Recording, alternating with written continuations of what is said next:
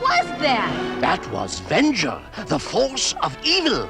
I am Dungeon Master, your guide in the realm of Dungeons and Dragons. The Dungeons and Dragons cartoon was supposed to be just another Saturday morning fantasy ride, but what if I told you it was actually a twisted psychological horror wrapped in bright colors and toy commercials? From theories of purgatory to satanic guides, this show is a whole lot darker than anyone realized. And by the end of this video, you'll never look at it the same way again. Let me know in the comments which dark theory surprised you the most. Check out the description for the link to grab the complete series on DVD. Trust me, you'll definitely want to rewatch it now as an adult after watching this. And hey, leave a super thanks if you grew up watching this and need therapy now. You're not alone. Before we dive into the mind-bending theories, let's do a deeper refresher, especially for those who never saw this show but are about to have their minds blown. You dare summon me, Decion? Yes, Master.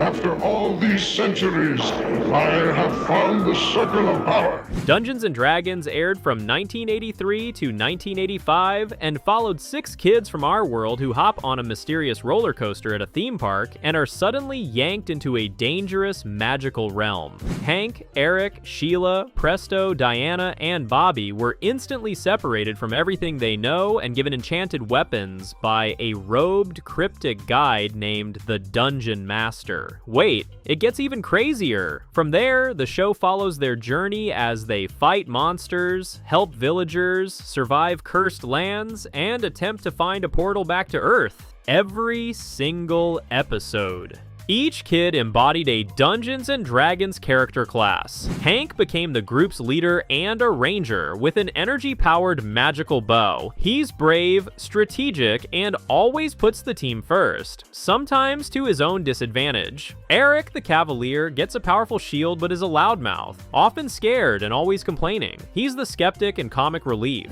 but sometimes he's the only one who says what everyone's thinking. Sheila, Bobby's older sister, becomes a thief with a cloak that makes her invisible. She's quiet, empathetic, and often the emotional glue holding the team together. Where's my brother? Take it easy, Sheila. But what if treason isn't the only thing he's guilty of? What if he's guilty of... Oh, Bobby! Presto takes on the role of wizard, though his spells rarely work the way he wants. His bumbling magic often leads to disaster, but he's also the group's heart and brain. Diana, the acrobat, is the group's warrior athlete, using her staff and agility to take down enemies. She's confident, capable, and often saves the boys from themselves. Bobby, the youngest and most impulsive, becomes a barbarian with a club that causes earthquakes. He's brave to a fault, reckless, and constantly rushing into danger. I say we stop running and fight! Together, they navigate a world filled with sorcery, nightmares, and betrayal. But unlike other 80s cartoons, like He-Man or G.I. Joe, this show didn't reset at the end of each episode. If someone got injured or a mission failed, that weight carried into the next week. The characters grew through trauma, the threats were real, the scars were permanent, and most haunting of all, they never made it back home. No wonder the theories are darker than a black hole. And let's not forget, this was right in the middle of the Satanic Panic era, when parents were burning D&D books and banning anything that smelled like magic. So the fact that this show even made it to air is shocking on its own. Okay, let's get into it, starting with number 10. What if the adventure never happened? Because the kids actually died before it even began. This isn't just a fan theory. It's one of the darkest and most popular ideas tied to the Dungeons and Dragons cartoon, and once you hear it, you can't unsee it. The theory goes like this. The kids never survived the roller coaster ride at the beginning of the series. Whether it derailed, malfunctioned, or plunged into some kind of catastrophic failure, That moment we see them screaming and disappearing isn't a magical portal, it's their death. The realm they land in afterward? That's not another dimension, it's purgatory. A psychological limbo where their souls are stuck in an endless cycle of tests, battles, and unresolved trauma until they can finally find peace. Look at the evidence. Hey, suits me fine, kiddo. Why don't you just run along and try facing the realm on your own? I've been doing just that all my life, Eric, until I got this weapon. It's mine and I'm keeping it. From episode 1, they're dropped into a world of chaos with no rules, no roadmap, and no return ticket. They're immediately attacked, handed magical weapons, and tasked with impossible missions by a mysterious little man who appears and vanishes at will, the Dungeon Master.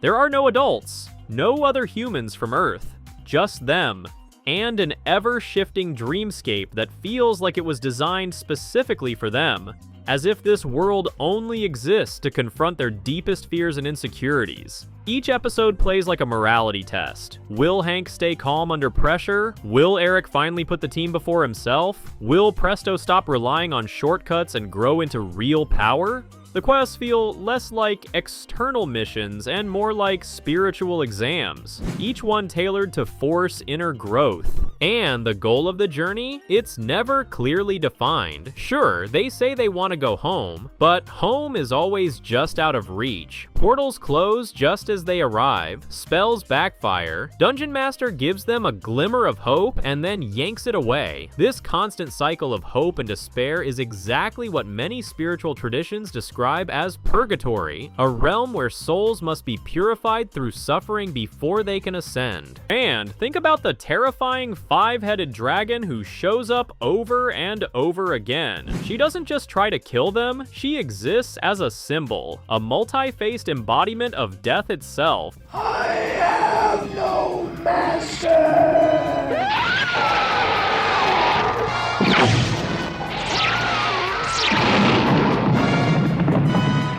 She appears randomly, unpredictably, and is never defeated. Why? Because she's not just a monster. She's death made literal. The constant looming reminder that they're not alive anymore. Not really. Even the visual design of the realm supports this theory. The landscapes are often barren, foggy, surreal. Forests that lead nowhere, mountains that shift, endless deserts. It's not just fantasy, it's a dream world built on emotional symbolism. And then there's the way time works in the show. Or doesn't. The kids never age. There's no mention of seasons, no holidays, no birthdays. It's as if time froze the second they boarded that roller coaster. Their bodies may be gone, but their minds are trapped, replaying variations of the same struggle until they get it right. The fact that they never make it home in the series only adds fuel to this theory. There's no resolution, no waking up, no parents, no rescue, just endless wandering and lessons. And maybe that was the point all along. Maybe the show wasn't about 6 kids trying to escape danger.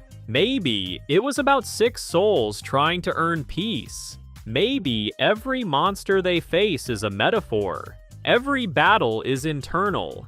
Every near miss with a portal home is a reminder that they're not finished yet. I'm sorry we ever doubted you. Yeah, way to go, Eric. You see? You see? In a world where swords and sorcery are everywhere, where pain is constant, and where no one seems to truly die or live, it's not hard to imagine that they're already gone. And we, as the audience, are simply watching them work through the afterlife. Now go rewatch the show and try not to see it this way. It seriously hits different now, and it hits deep. But if the realm is purgatory, then who's running the show? And what if the person they trust most is actually the biggest threat? He was supposed to be their guide, but what if Dungeon Master was actually the enemy? Yup, that's number 9 on our list. He pops in without warning, gives half-baked riddles, and vanishes before explaining anything important. Dungeon Master always claims to help, but more often than not, he's the one setting the kids up for danger. And here's the kicker. He calls Venger his son. You must realize that everything touches everything else. Every action has its own consequence. There is a universal balance. If Venger represents chaos and evil, what does that say about Dungeon Master's parenting or identity? Some fans believe Dungeon Master is the devil, tempting the kids with quests and false hope. Instead of guiding them out, he's manipulating them to stay. His cryptic messages could be traps, designed to keep them bound to the realm forever. Also, notice how Dungeon Master never gives them clear directions home? It's always a lesson or trial. If he's so powerful, why not just send them back? Maybe because he doesn't want to. And it gets even darker. Because what if the villain isn't who you think? And the true evil is a failed hero. Coming in at number 8, this one makes you really think. What if the show's villain was once its greatest hero? For you know me as Venger. Oh, no! In the unproduced final episode, Requiem, it's revealed that Venger is Dungeon Master's corrupted son. But what if he wasn't always evil? Some fans theorize that Venger was the previous Ranger, the chosen one like Hank, who failed and fell into darkness. Now, the kids are being groomed to replace him, or worse, become him. That's why Venger fights them so hard. He knows the cycle. He knows how the realm twists people, and he's trying to break it by stopping them before they fall like he did. It flips the whole story on its head. What if Venger is the only one trying to save them? But while we're questioning villains, what if the tiniest, cutest character in the whole show was secretly working for the enemy? Number 7, Uni the Unicorn is a spy. The show's cutest character might have had the darkest role. Uni, the baby unicorn, is Bobby's companion, but watch closely and you'll see something strange. Weekend, I can't look after you if you don't stay still. Uni always seems to show up when plans go wrong. He gets the group in trouble, distracts them at crucial moments, and never seems to age or change. The theory? Uni is a spy, planted by Dungeon Master or Venger to monitor the kids. A magical familiar in disguise, there to track their progress, test their loyalty, and make sure they never leave. The most unsettling detail? In one episode, Uni speaks, but only briefly, and only when it helps push the plot forward. That's not just strange, it's suspicious. Still think this is just coincidence? Then check this out, the kids may have been chosen based on their darkest traits, and the realm might be punishing them on purpose. Our number 6 dark theory is that each character represents a deadly sin. What if the kids aren't random at all, but chosen based on their flaws? There are 7 deadly sins. Remove lust, and you're left with 6, just like the number of main characters. Okay, hear me out. Eric the Cavalier. Pride. He's arrogant, dismissive, and constantly needs to be right. Hank the Ranger. Wrath. His rage toward Venger boils over in multiple episodes. Presto the Magician. Sloth. He always looks for the easy magical fix instead of learning real control. Powers that come and go in the night. Banish these snail things from my sight. Hey! Get this thing off of me! Diana the Acrobat, Envy. She pushes herself to compete and prove her worth.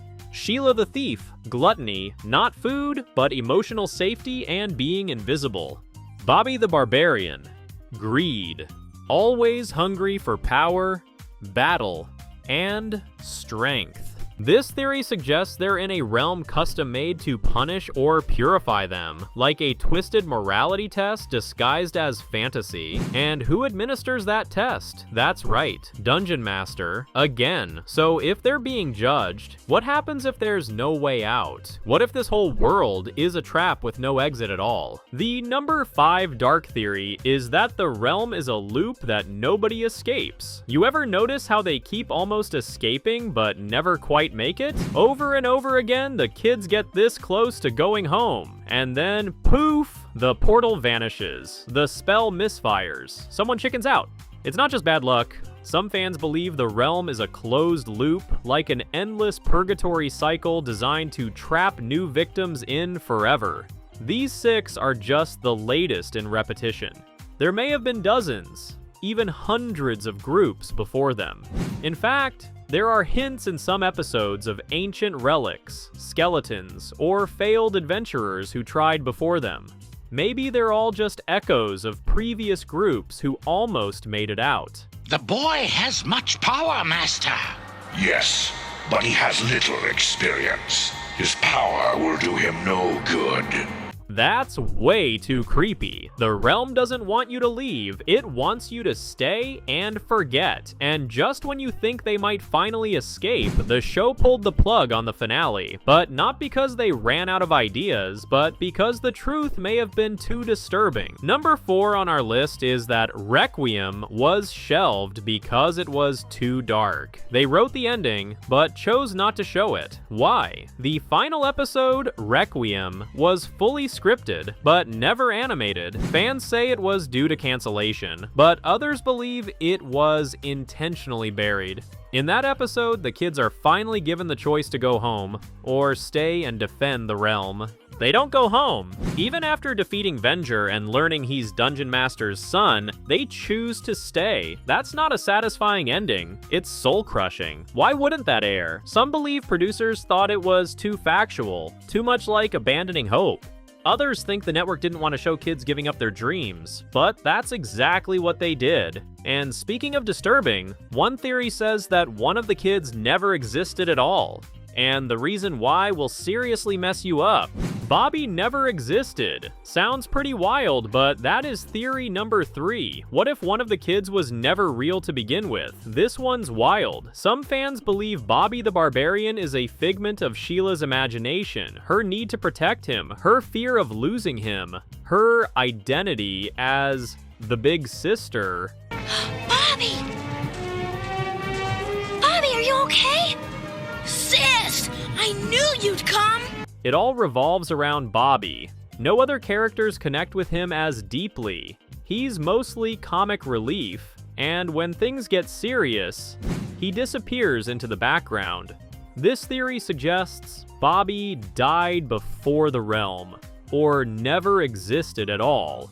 He's a projection of Sheila's trauma, and the longer she stays, the more she clings to a past that may not even be real. And if that broke your brain, just wait. What if the big bad wasn't the real enemy? And the one pulling the strings was the smiling guide in the white robe.